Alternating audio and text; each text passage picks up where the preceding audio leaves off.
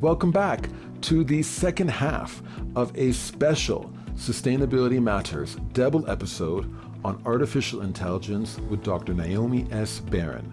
She's author of AI and Human Writing, Collaboration or Appropriation, which is a chapter in the Gruyter Handbook of Robots in Society and Culture, published by Gruyter Brill. And without further ado, let's get back to the episode. Reading your chapter, I also couldn't help but think about the current moment. I don't know if you know, last year Oxford University Press designated Brainrot as its word of the year. 2 words in this case. Among the people I talk to, it's widely understood that nobody in broader society reads anymore. Print books are purchased but not necessarily read. Audiobook sales are up. It now seems if you want to reach a wider societal audience, you need to appear on podcasts and YouTube videos. The purpose of the book is not to be read, but so you can go out and have the book tour and meet people and talk to them about the argument in your book, which, you know, they're more likely to listen to than read. What is the case for writing in this context? Let me start with brain rot, then we'll get to reading, then we'll get to writing. Yes, I was aware of brain rot. In fact, I've been writing about it in the book that I just finished, the manuscript for. So what did Oxford University Press define brain rot to be? Quote, the supposed deterioration of a person's mental or intellectual state, especially viewed as the result of overconsumption of material, now particularly content online, considered to be trivial or unchallenging. And then the blog post that Oxford University Press put up about brain rot mentioned, I think importantly, that the term brain rot first was used by Henry David Thoreau a century and a half ago. And he was railing against what he saw as society's tendency to avoid complex ideas and mental effort. So Thoreau wrote, and I quote, while England endeavors to cure the potato rot, will not any, meaning any person, endeavor to cure the brain rot, which prevails so much more widely and fatally. I think that makes brain rot as OUP's choice of word of the year especially prescient. Okay, so the issue there was use of social media. Social media seems to be one of the main reasons. So says a survey that came out 4 or 5 months ago from the reading agency in the UK. One of the main reasons for not reading, for being a so-called lapsed reader, is people are spending their time on social media instead. Social media could be, it could be a podcast, heaven help us. It could be posting on Instagram. It could be doing something else online or watching a video. I think it's important to know that it's not true that nobody reads anymore, although there are lots of statistics, because I've recently been looking at these, saying reading by choice is going down in all countries, statistically.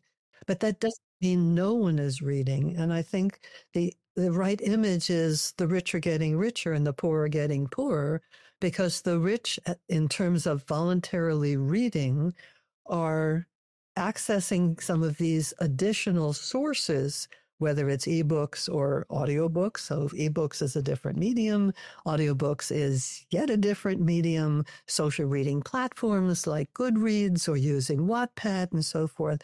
There also tend to be people who are readers and now are more, you have more opportunities for reading, as opposed to the people who weren't reading. And here's where I get very, very worried, that AI is giving us so many good reasons not to be reading in our place of employment, not to be reading for school assignments, but also if we get out of the habit of reading, we have less motivation for reading voluntarily, by choice of our own volition.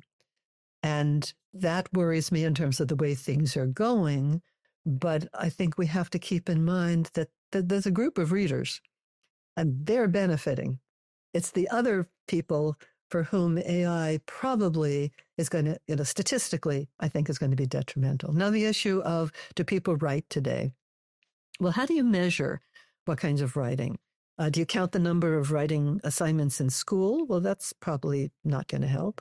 There are lots of people who are writing for fun and profit. You look at the number of indie books that people are pouring out, appearing on Amazon and other platforms. So lots of people who are writing. The question then becomes how much of the writing is the human doing and how much is it partnering with AI? So in the book chapter, one of the things I talked about was the musings of an indie writer named Jennifer Lepp, who had used a tool called pseudo-write that was based on an earlier version of OpenAI's LLM GPT-3. And what she found is that because she writes a lot of books, because she makes money every time she sells a book, yes, she was relying on pseudo-write to generate more and more of her writing. And at some point, she looked at it and said, this isn't me. I don't recognize who wrote this. And she said, I've got to figure out who am I, the author, as opposed to the person who is partnering, collaborating, but letting too much of the content be driven by AI. Wow. Okay, so let's shift gears a little bit. We've been talking so much about students using AI, but sticking with AI in academia, I do wonder about academics, professors, people such as yourself using AI. You mentioned in your article that in 2019, the publisher Springer Nature published the first computer-generated textbook. It was on lithium-ion batteries. I'm super curious to know a lot more about that story. I couldn't find more information about it, but your article didn't elaborate. Do you know, can you tell us more about it? Was the textbook any good? What sources did the AI use to write it? Were the other, because that's a specialist, I would assume that's a specialist area. Were they just plagiarizing other textbooks? Were those other sources under copyright or not? Like, how did they find sources for a textbook that they could use? And have other textbooks since this one was published been written in the same way? Are we going to put textbook writers out of business with AI? Can you tell us more about this story? Sure. All good questions. First on that hot bestseller, not lithium-ion batteries. The sources of material were peer-reviewed papers. The subtitle of the book, I was limited in the number of words I could have in that book chapter. So the subtitle was A Machine-Generated Summary of Current Research. It turns out that over a 3-year period, get ready, 53,000 papers were published on lithium-ion batteries. Who knew? Okay. Springer has a massive online database of journals and books that it holds the copyrights to. So if it's summarizing articles, and I don't know how many of the 53,000 were in Springer journals, but I'll bet a bunch of them. So there was no plagiarism involved. It was taking things, because remember, for journal articles, it is the journals, not the authors, that hold the copyrights. So they could just dip into their database and do summarizing. Basically, it was a summarizing job, which AI is really good at. Okay. Was the book good? Well, I'm not a specialist in lithium-ion batteries, so I can't tell you for sure. But what we do know is, in some sense, it was older technology. The book was published in 2019. OpenAI's GPT-3 hadn't even appeared until 2020, and it was the next iteration, GPT 3.5, that became ChatGPT. So would it do an even better job with today's technology? I'm sure. Other textbooks, well, there are lots of textbooks that are being written by AI. They're not always acknowledged as having been written by AI. You can find them on Amazon, and you look at them and you say, no human wrote this in most cases. Okay. But there are also textbooks being written by academics. So, for example, a University of California, Los Angeles literature professor has just done a medieval literature textbook using her own materials, and it's an AI-generated book, but into the database went the materials that she uses for teaching. It is also the case, and this goes beyond textbooks that claim to only do summaries, but textbooks more generally are going to be relying on summaries that are done by AI. We know that probably the most prevalent use of AI by academics already is, and for sure is going to be, using AI tools for doing summaries and analysis of things like scholarly articles. The journals are trying to figure out what to do when it comes to use of AI in writing articles. And there are big debates that go back and forth in various of, particularly the scientific journals.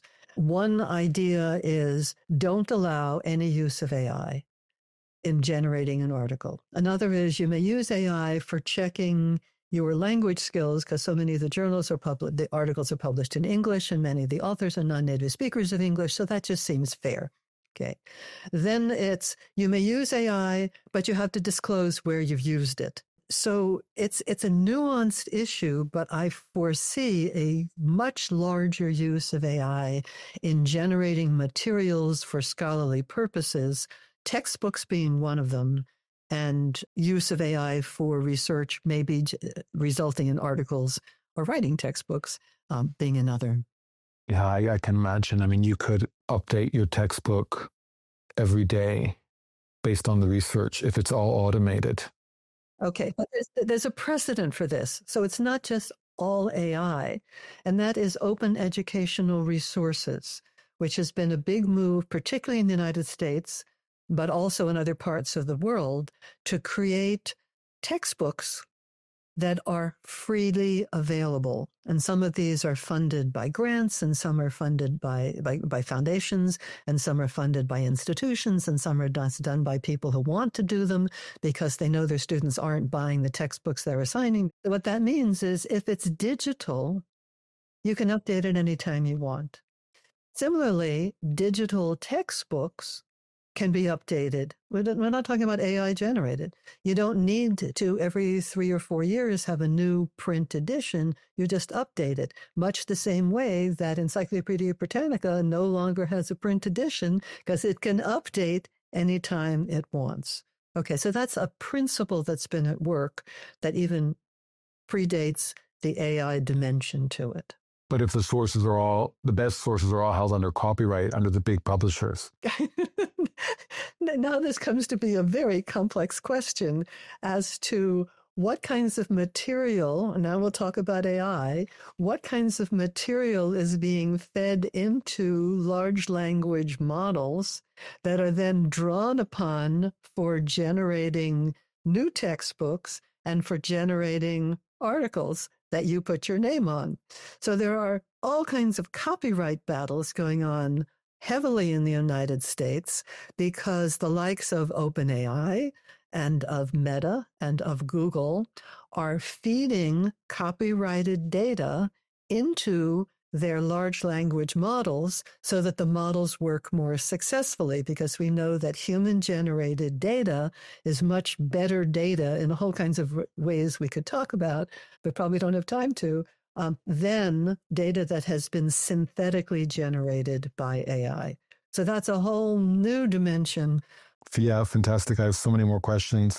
But first, I want to stick with this question of academics using AI in the Journal of the European Academy of Dermatology and Venereology, and also in Acta Odontologica Scandinavica. I can't pronounce that properly. Forgive me if I butchered that. But both of these journals have had editorials which have decried the increasing difficulty of finding peers to review journal articles. At the former, it now takes more than twice as many requests as 10 years ago to find someone to review an article. And, quote, nowadays it is not uncommon to invite 20 researchers or more to recruit only 2 accepting reviewers, end quote. There are very few journals that pay reviewers.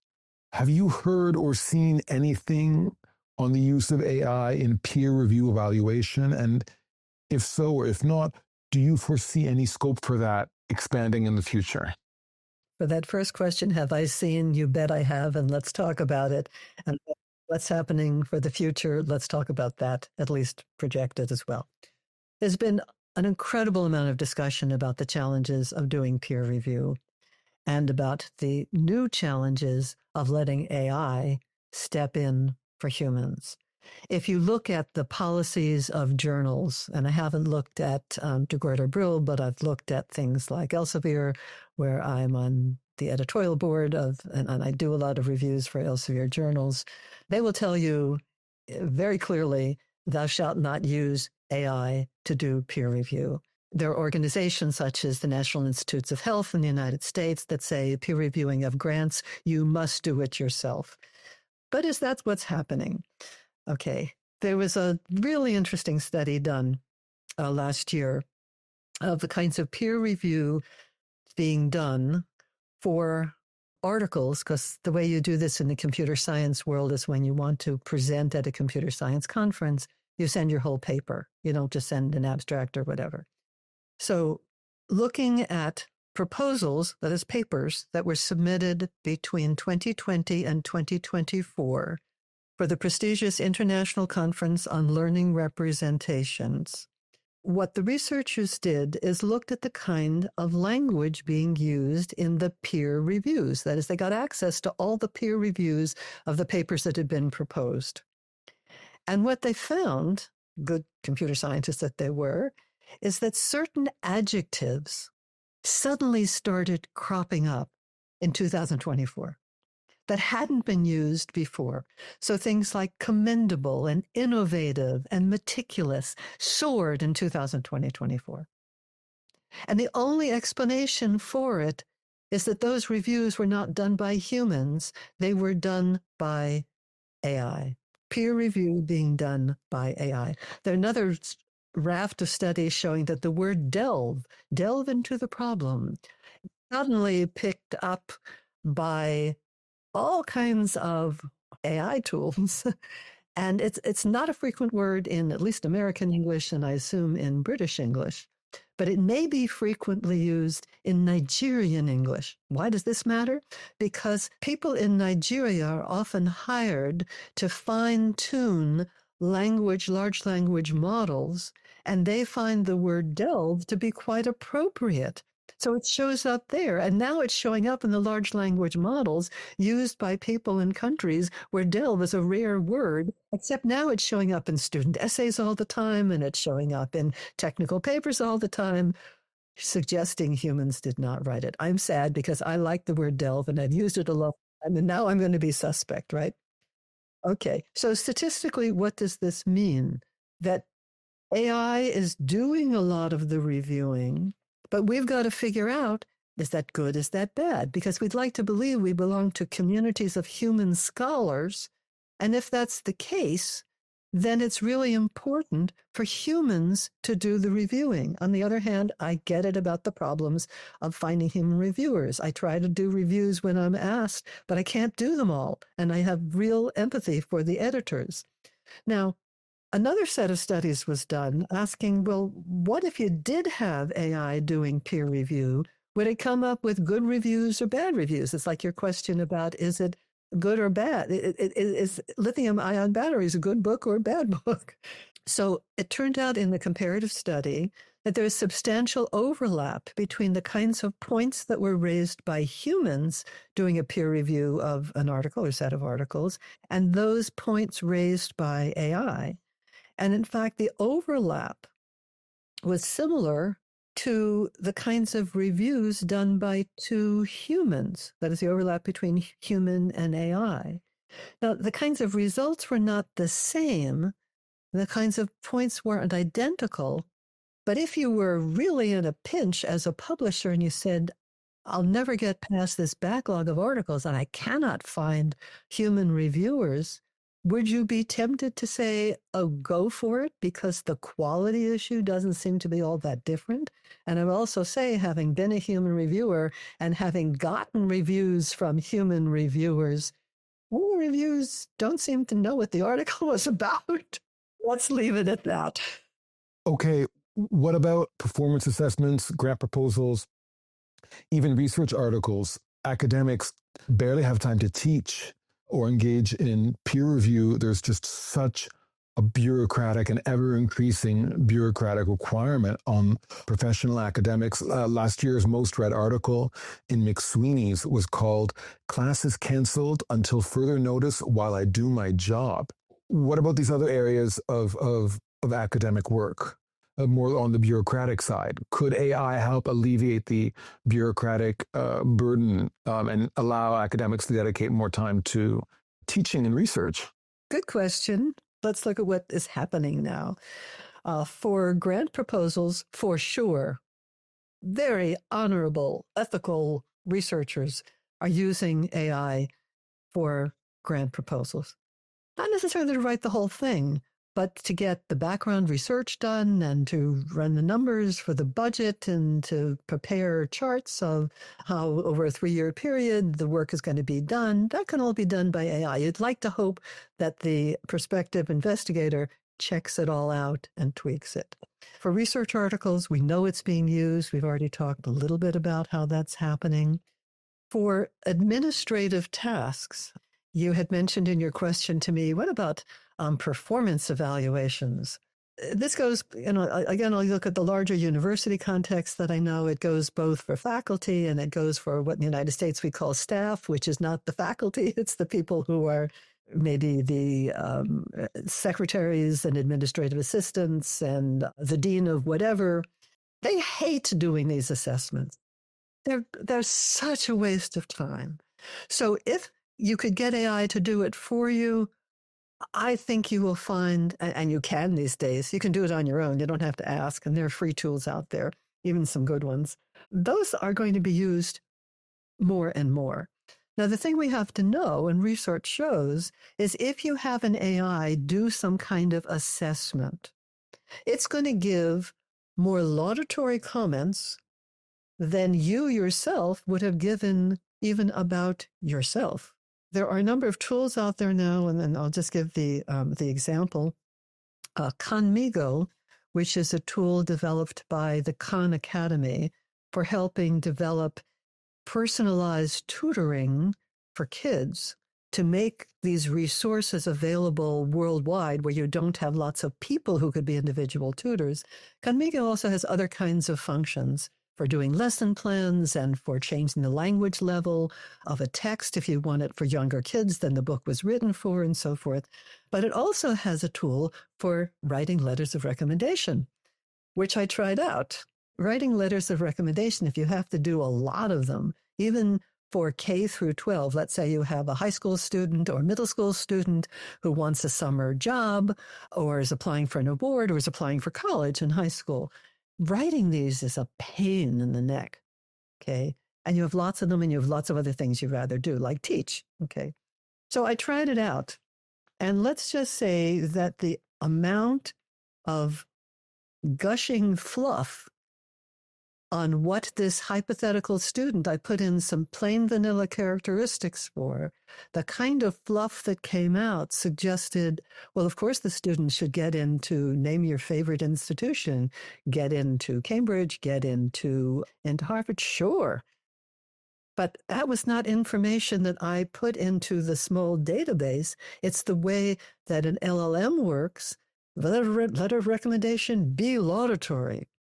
Okay, so we have to be careful about using these tools because we might come up with things that in principle, I, the sender, whose name is going on it, should edit, or the employee or the faculty member who's handing in my self-evaluation should edit. But if it said nicer things than I came up with about me, you really want me to take them out? So we have to be careful. Yeah, we come back again and again to your argument for collaboration with AI as opposed to replacement by AI. You mentioned this debate about universities responding to their students employing AI in their writing and these different approaches. One was to ban AI and the other is to completely allow it as long as there's disclosure. I wanted to know more. How detailed a disclosure are these universities requiring? Is it like just a checkbox where I used AI or I didn't? Or do the students have to like you have a bibliography, endnotes, preface, chapter, index, and then you also have a section where you explain how and where you used AI step by step. how much transparency are these universities requiring? I would find it much more interesting as an evaluator to know how they used AI, so I could separate my awareness of the students' own capabilities from the tools that they used, so I don't misattribute skills to them, than just a binary AI was used or not. To answer your question, we need to do a count. How many colleges and universities are, and let's just talk about colleges and universities, but we could talk about high schools as well. How many colleges and universities are there in the world? How many teachers are there? How many students are there? Why do I ask this question? Because as of now, unless there's some blanket policy from a government, from a state or local jurisdiction about what to say about use of AI, every single professor that I know of has his or her own policies or no policies. And even if they have their own policies, they may not be the same in different courses they teach, or they may not be the same in the fall as they were in the spring, the previous spring. So this is a question that has no blanket answer. What I can say is I'd given a Zoom lecture at an international university, doesn't matter which one, about 6 months ago. And the person who had invited me to give the lecture said, one of the students in my class heard the lecture and wrote a paper as a result. And do you mind if I share the paper with you? I said, I'd be delighted. And that paper did exactly what you're talking about as a detailed description of, I used AI for this, I edit, and here's the direct quote, I edited this part, I did this part all by myself. The number of students, even if they're asked to do that, who will, is infinitesimal. You want to talk about time spent on performance evaluations or peer review? You think people are going to spend time doing that? No. We're still at too much of a preliminary stage to talk about anything like a blanket rubric that everyone would use. So the vast majority of faculty, and there are all kinds of surveys attesting to this. Again, I can speak about to the surveys in the US. The vast majority of faculty don't know that much about AI. It's not their fault. They have subject areas and they're supposed to teach and they're supposed to grade papers and they're supposed to do research and get grants and all that kind of stuff. So they don't even have a basis for knowing what to ask. So to say, did you use AI? Did you not? What does that mean? Did you use it for gathering information? Did you use it for drafting? I think there will be more policies set out by scientific journals as to specific uses of AI than there will be in university classrooms or in high school classrooms, because journals can set blanket policies. At least in the United States, for now, faculty can set a lot of their own individual policies. And therefore, there's going to be so much variation. It'll be interesting to see what evolves. I'd like to hope that there will be guidelines. Students would like those guidelines. It's not as if they're saying, if you don't give me guidelines, then I can cheat. Or yes and no, well, it's like it being a little bit pregnant. I mean, how much is it that I am allowed to do and still consider it all my own work? They would like the guidelines. I think faculty would like advice, but how long it's going to take for that to evolve, I don't know. And as the tools themselves change, are those still the right questions we should be asking? Yeah, I can tell you, we all live in our own Google algorithm bubbles. I can tell you that the Instagram algorithm has been pushing a lot to me, these different AI tools over the past year, listening into conversations between me and my partner on how I should use AI more and everything, and then just sending me all these academic tools. There's a Brainrot converter where you can upload a PDF of an academic article. And if you're like a young Gen Z person who's used to having a minimum 3 screens actively on the go at any one point in time to be able to sustain your attention, it gives you these typical images just bouncy, Mario Kart or whatever to keep your attention. And then it flashes subtitles in subtitle like fashion, the text summary of that academic article or a lecture or paper or whatnot. So that way you're learning, even though because our brains are so fried by social media, we need colors and motion and brightness and all this overstimulation to maintain our attention, because it's so difficult for so many of us to sit down with a book and sustain our attention to read through a single academic paper or a book or what have you anymore. So there are these tools to help you focus your attention on the academic work, like this Brainrot converter. I also saw a lecture converter where these students will sit in class with their laptop open. And while the student is listening to the professor, so is the AI program, which is not just transcribing the lecture, but also making notes. So that way you don't have to be sitting there writing. You can actually listen to the professor. And then at the end of the day, you can still have your study notes to refer to, which have been automatically generated. There's also something called Study Fetch, so you write the essay yourself, but this app called Study Fetch has a grading feature. So it's not plagiarism. You've actually written it yourself, but instead of submitting it, revising it yourself, using your own self-criticism and then submitting it to the professor for final evaluation, you have the added advantage of having an external review give you feedback on things you've done well, what you've not done well. And it can grade it there. You set the skill level. Is this paper for postgrad, high school, or college? And then it gives you feedback associated, and it gives you an opportunity for you yourself to improve your paper before final submission. There's another website called I need to find the gap in the literature.com. You can actually type that in. I need to find the gap in the literature. You upload all the papers that you're using for your literature review, and then it will tell you where the gap is in that literature to help you. So I don't know. I mean, I look at these tools and I think, actually, these aren't half bad. I don't see necessarily where the horrific fine line is. These actually sound like helpful tools, to help us, as you say, collaborate with the technology and still maintain our subjectivity or agency. And then they try to take them one by one. I may not remember all the names, but I think I have the content.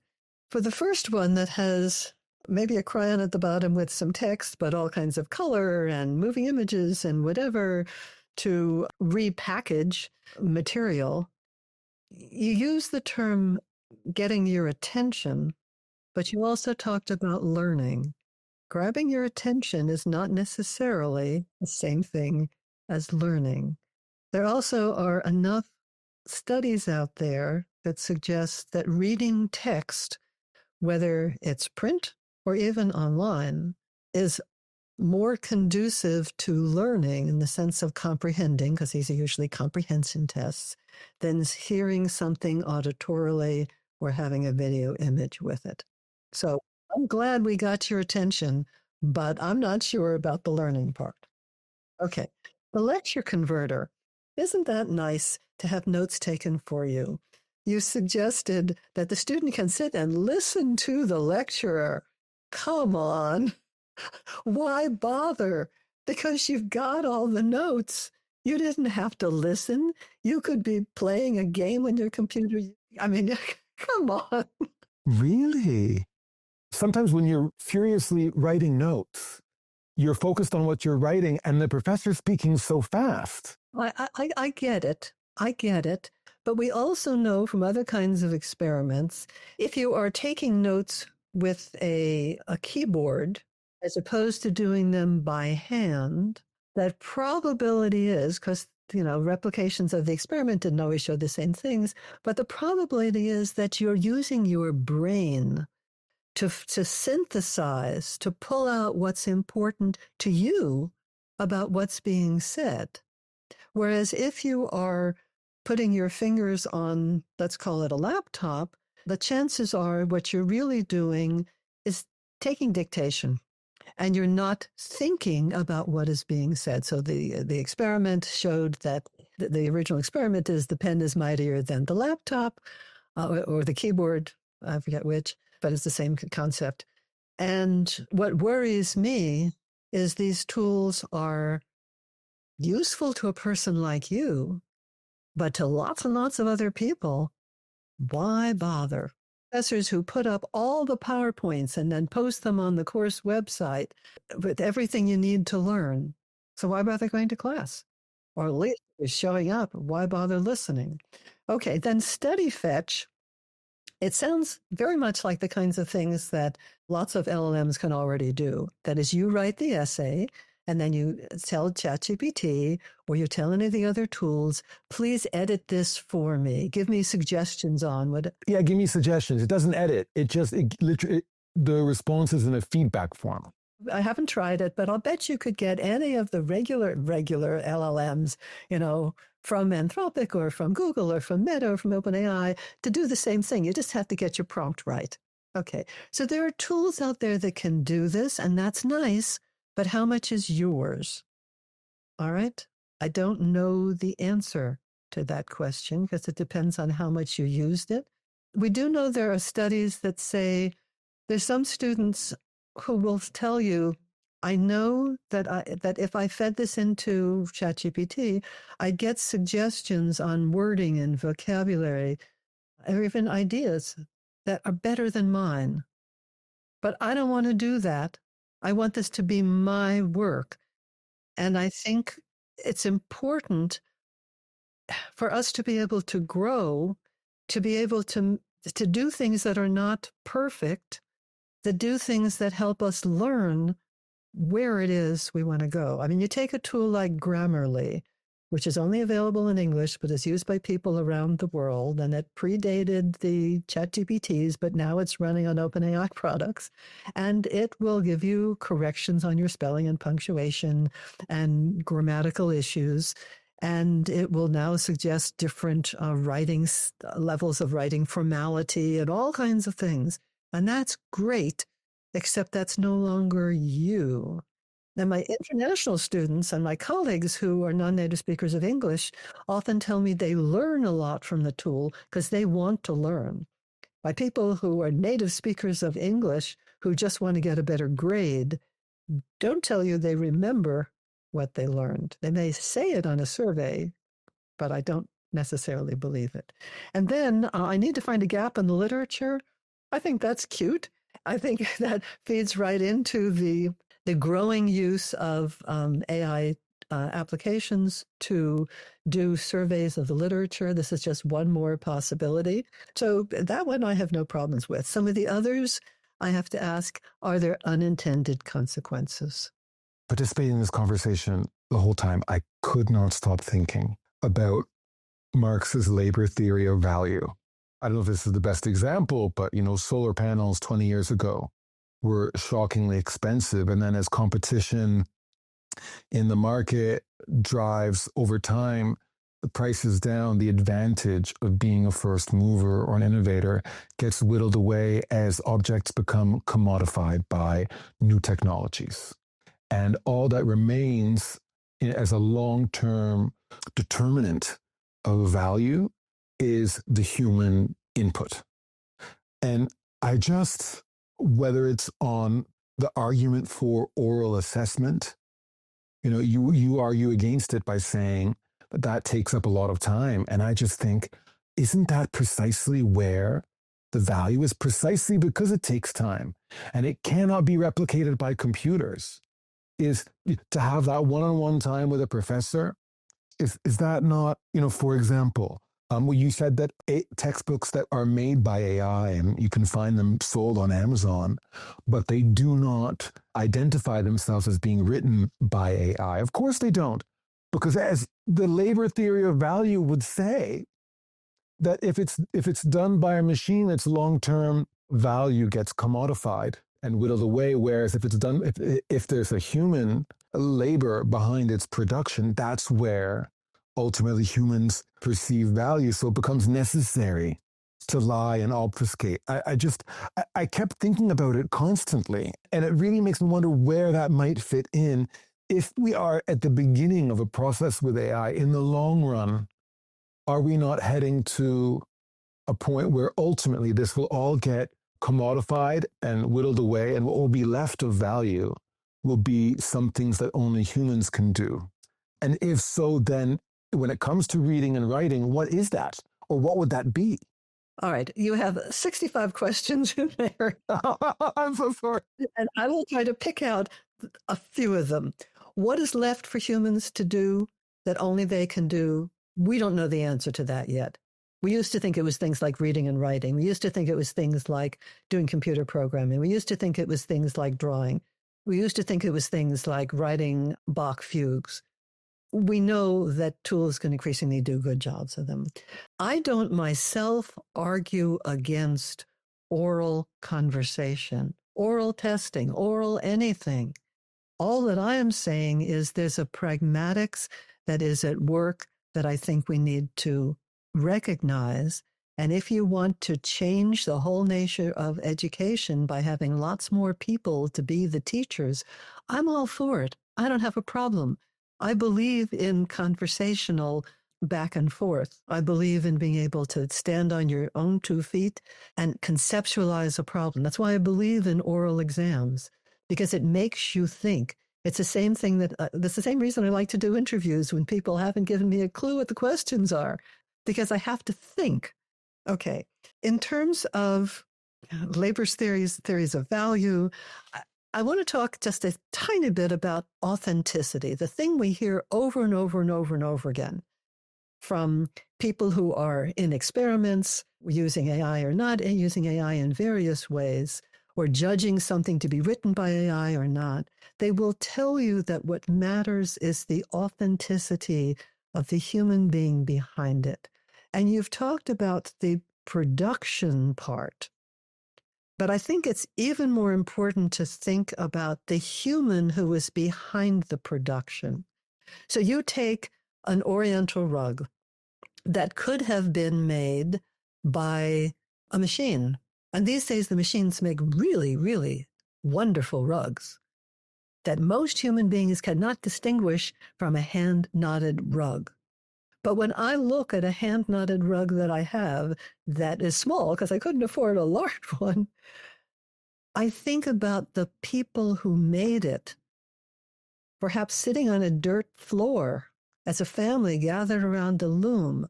I don't think so much about the rug, although I appreciate it, but much more importantly to me is what it generates in my mind about the person behind it. And I think that goes for what I had mentioned about creativity earlier, namely, it's a person behind it. The work we may say, oh, that's a better work because a human did it. But what we're really thinking is, why do I care? I care because I'm a human being. I mean, that's pretty powerful. I don't know if you saw this, the supposed godfather of AI and the Nobel laureate. His name escapes me right now. Geoffrey Hinton. Yes, that's the one. Exactly.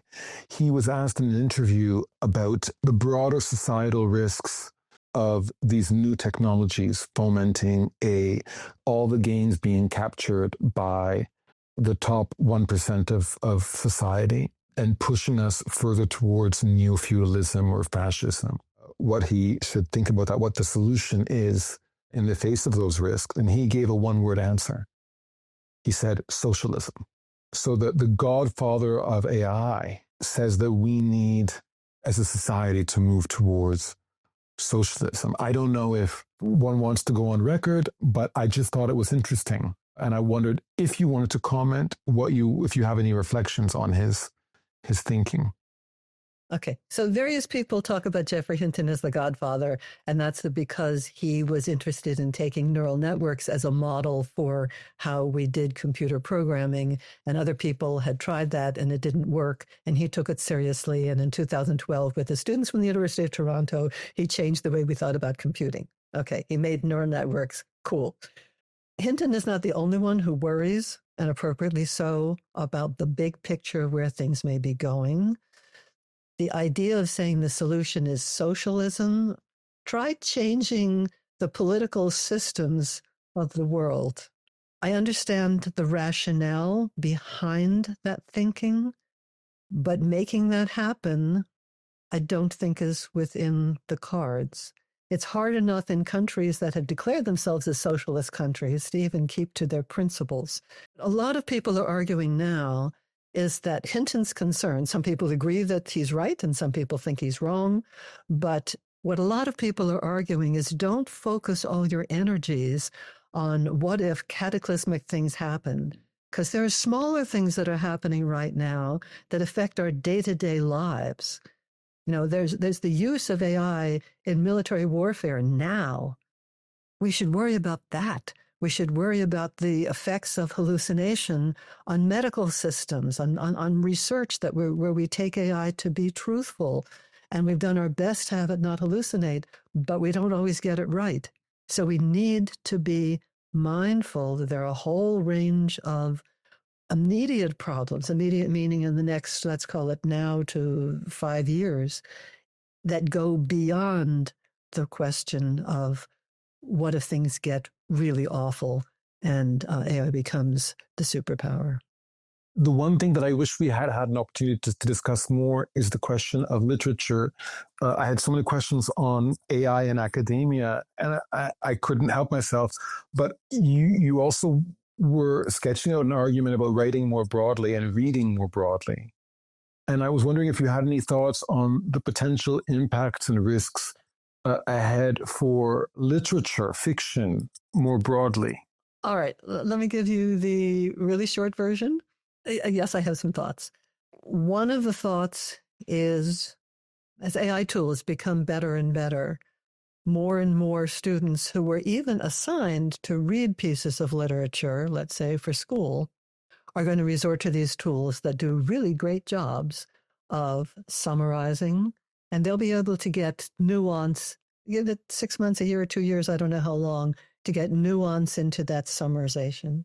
They'll be able to ask, to generate lists of questions, which Google LM already can do, so that when you go into class, you can say, Professor, I had a question about what's happening with Little Nell, in Dickens' story.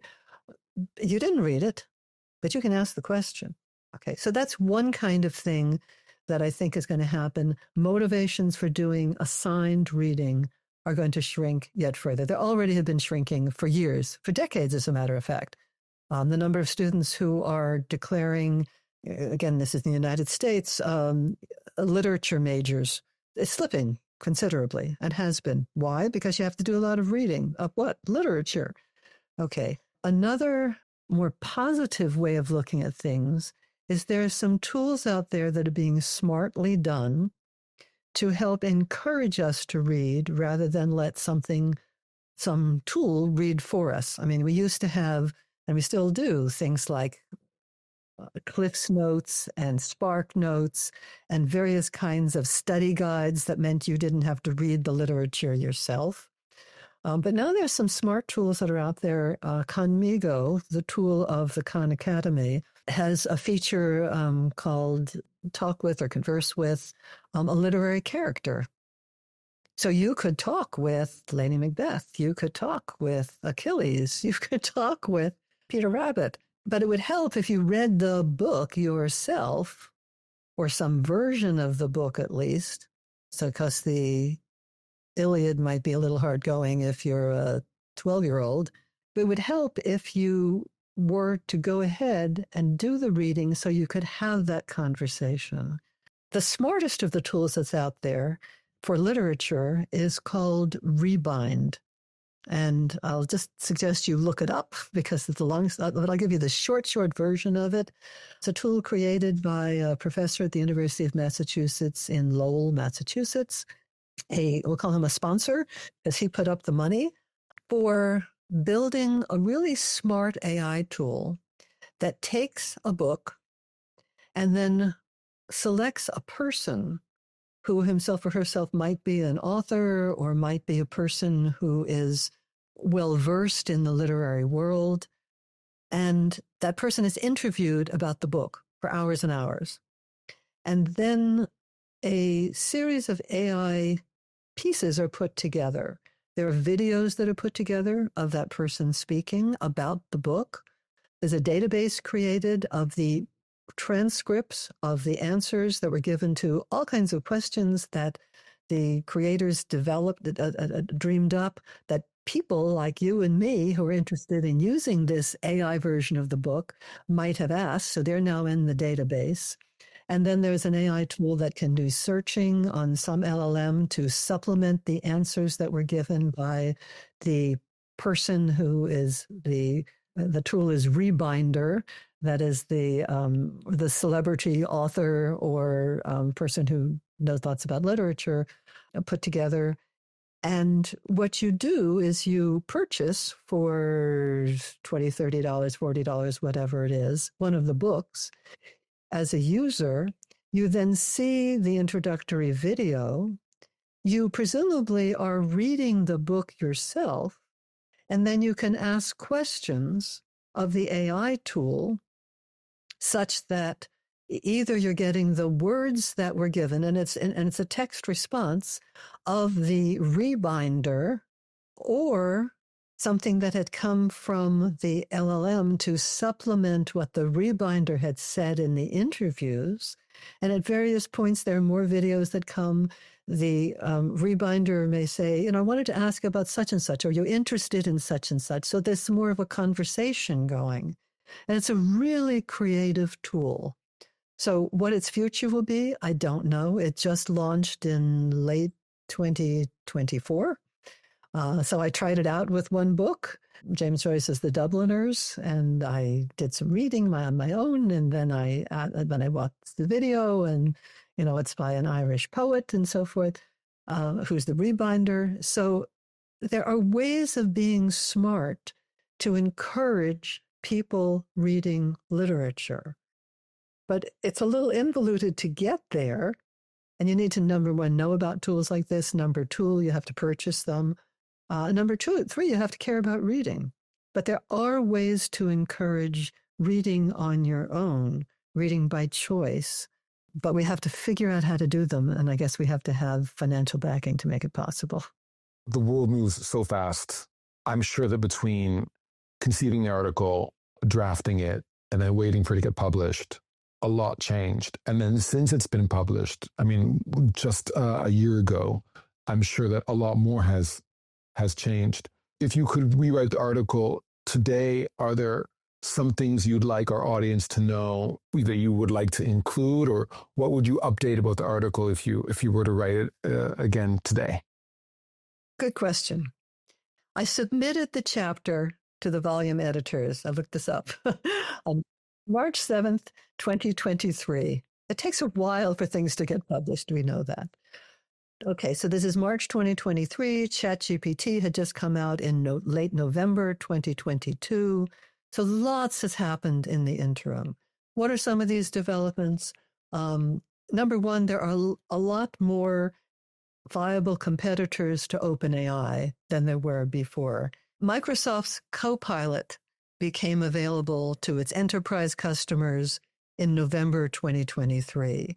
And Microsoft Copilot has even evolved since that time for sure, but that means more and more people are now having the tools available to write for them, and as I'll mention in a moment, to read text for them, and on the basis of that reading, to write things like emails. Okay. New models are emerging, and OpenAI announced them first, but Google and Meta have their own version, and I'm sure other AI companies was as well. That is reasoning models that go step by step and tell you, quote unquote, that is report back how they came to the decision they did. Now that's different from what I talked about earlier of, are you predicting the next word or not? But if you have a math problem, and these reasoning tools are largely for more complex problems, you want to know, well, how did you come to your conclusion? Not just, here's the answer. Great. Well, how did you get it? Well, I don't know. But now we have these models that can do it. And those are going to become more and more prevalent. as we throw harder and harder problems at AI. There's also a flowering of more writing and summarizing and analyzing tools, including better ones. Just a week or so, Elsevier, which is responsible for something called Science Direct, which has millions of articles and book chapters and so forth in it. It now has a tool called Science Direct AI, which will compete with, and I'm sure surpass, some of the other research AI tools that are out there for summarizing and analyzing and writing and so forth. So that's going to change the landscape, that meaning things like, but particularly Science Direct AI, given how much of a lock it has on this business of scientific information dissemination. It's going to change the amount that we as users, particularly as researchers, but not exclusively so, are going to rely on these tools to do our writing for us. What would I do differently? Well, I wouldn't necessarily do it differently. I would do it more expansively. And that is to think about the issue of AI and reading. I cannot tell a lie. I have a book that's coming out hopefully next year called Reader Bot: What Happens When AI Reads and Why It Matters. So why am I thinking about reading? Not just because I like to write books, because it's critically important that we recognize that AI, in order to write, has to do some version of reading first. And if AI is doing the reading, we have to ask ourselves, what impact does that have on the kind of reading that humans are going to do, are going to want to do, are going to think it's worth putting forth the effort to do?